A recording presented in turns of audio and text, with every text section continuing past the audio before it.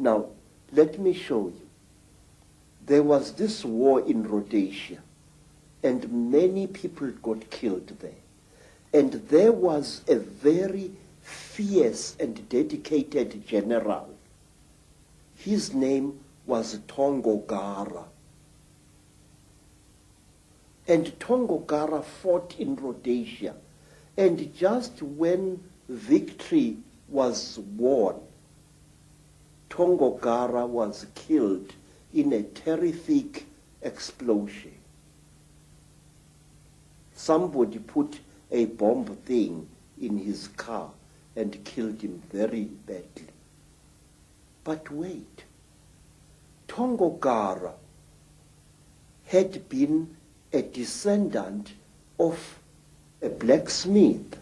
His surname, Tongo Gara, means powerful hammer.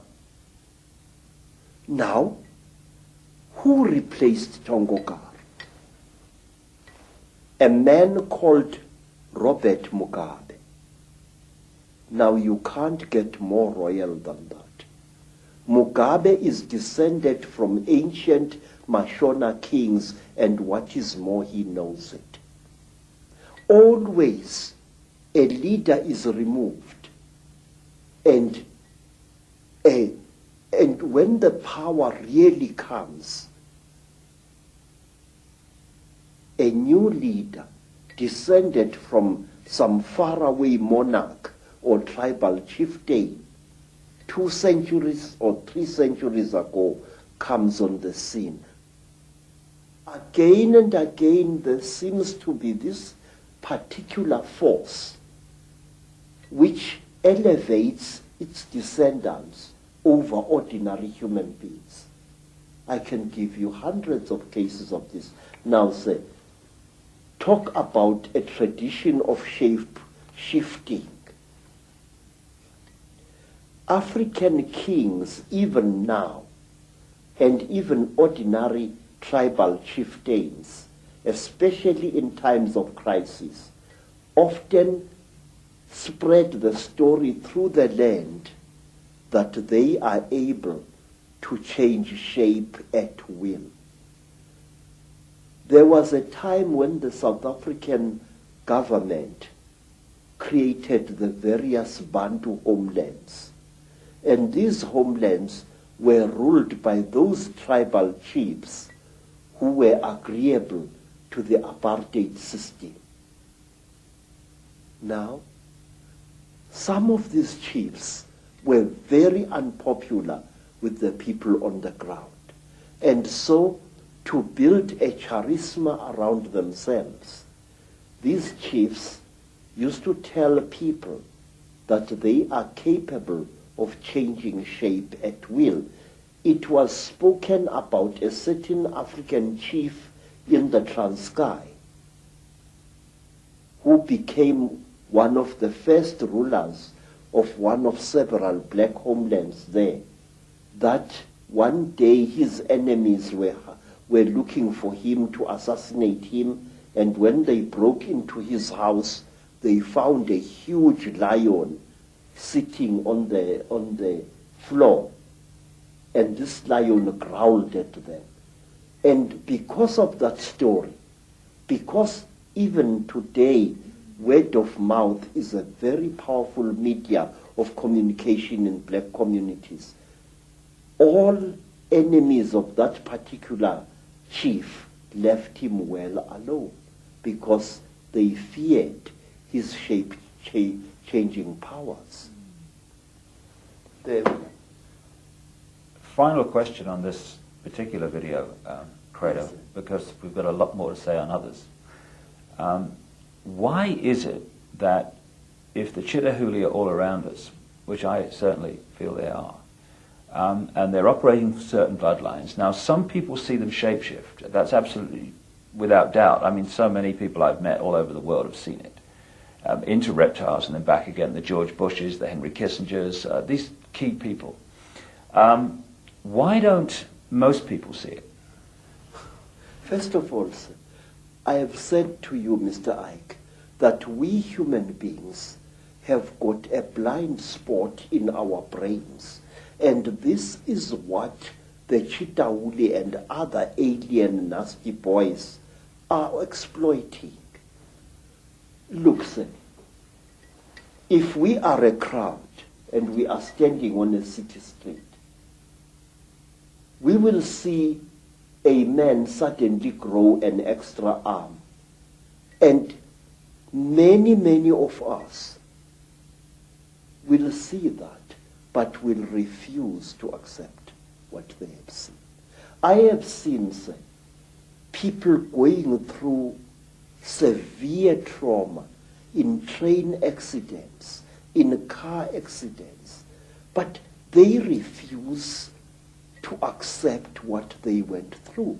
I have seen women who have been raped several times, ferociously refusing to admit what they underwent. I've seen it many times.